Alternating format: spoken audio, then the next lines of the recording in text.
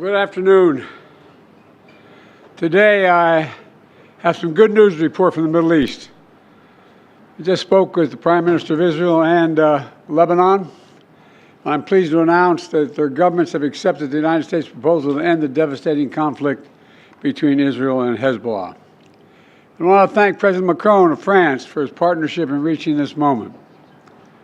For nearly 14 months, a deadly conflict raged across the border that separates Israel and Lebanon.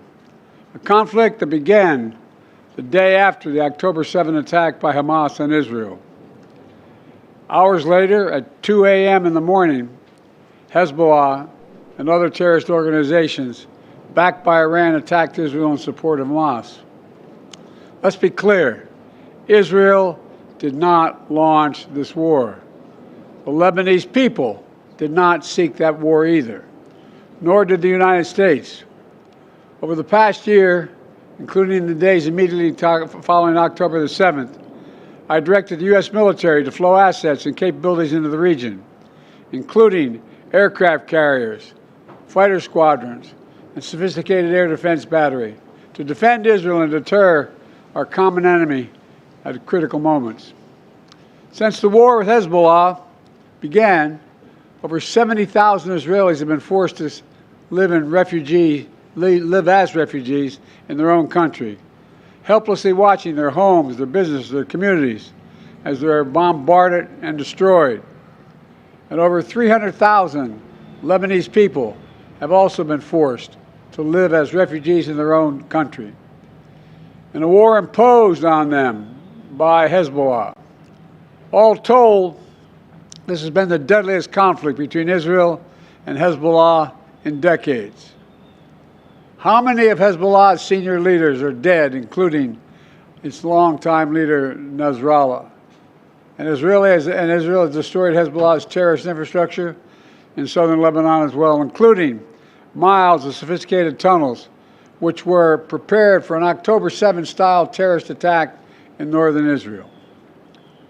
But lasting security for the people of Israel and Lebanon cannot be achieved only on the battlefield. And that's why I directed my team to work with the governments of Israel and Lebanon to forge a ceasefire, to bring the conflict between Israel and Hezbollah to a close. Under the deal reached today, effective at 4 a.m. tomorrow local time, the fighting across the Lebanese-Israeli border will end. This is designed to be a permanent cessation of hostilities. What is left of Hezbollah and other terrorist organizations will not be allowed, will not be allowed to threaten the security of Israel again. Over the next 60 days, the Lebanese army and state security forces will deploy and take control of their own territory once again. Hezbollah terrorist infrastructure in southern Lebanon will not be allowed to be rebuilt. And over the next 60 days, Israel will gradually withdraw its remaining forces. And civilians on both sides will soon be able to safely return to their communities and begin to rebuild their homes, their schools, their farms, their businesses, and their very lives. We're determined this conflict will not be just another cycle of violence.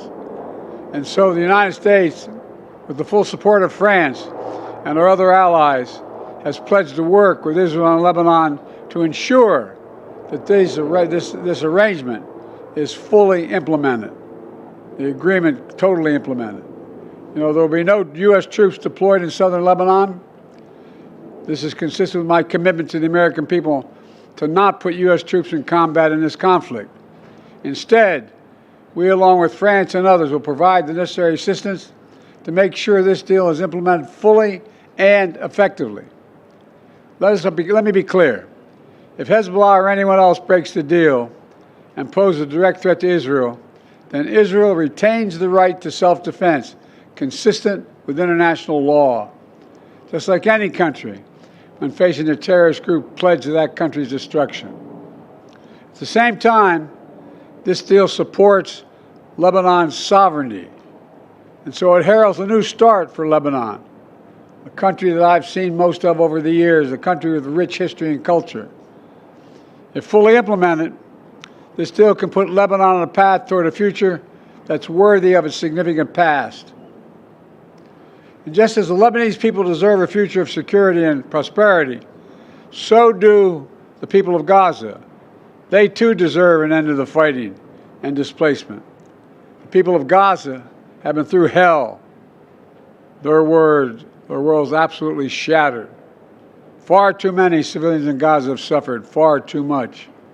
And Hamas has refused for months and months to negotiate a good faith ceasefire and a hostage deal.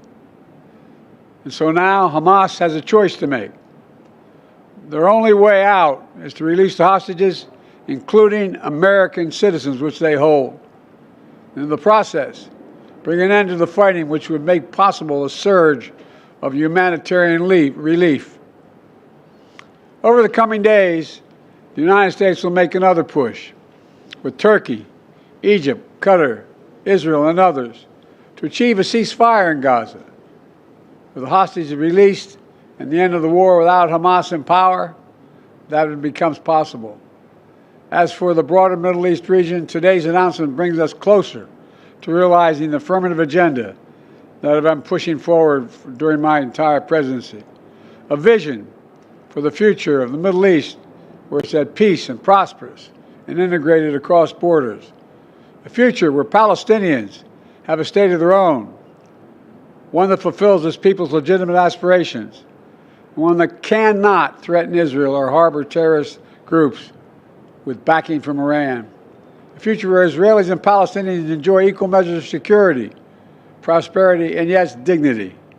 To that end, the United States remains prepared to conclude a set of historic deals with Saudi Arabia, to include a security pact and economic assurances, together with a credible pathway for establishing a Palestinian state and the full normalization of relations between Saudi Arabia and Israel, a desire they both have.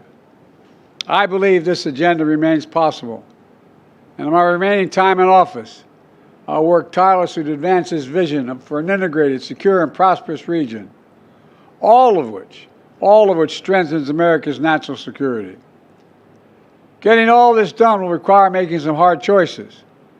Israel has been bold on the battlefield. Iran and its proxies have paid a very heavy price. Now Israel must be bold in turning tactical gains against Iran and its proxies into a coherent strategy that secure Israel's long-term safety and advances a broader peace and prosperity in the region. Today's announcement is a critical step in advancing that vision, and so I applaud the crazy decision made by the leaders of Lebanon and Israel to end the violence. It reminds us that peace is possible. Say that again, peace is possible. As long as that is the case, I will not for a single moment stop working to achieve it. God bless you all. I'm sorry to keep you waiting so long. May God protect our troops. Thank you. Mr. President, will you get a ceasefire in Gaza before leaving office? Ask me how I get a ceasefire. I think so. Hold on. Train. How is this push any different from the previous ones? Never seen that. Should be reported. What? Mr. President, what have you told the new administration?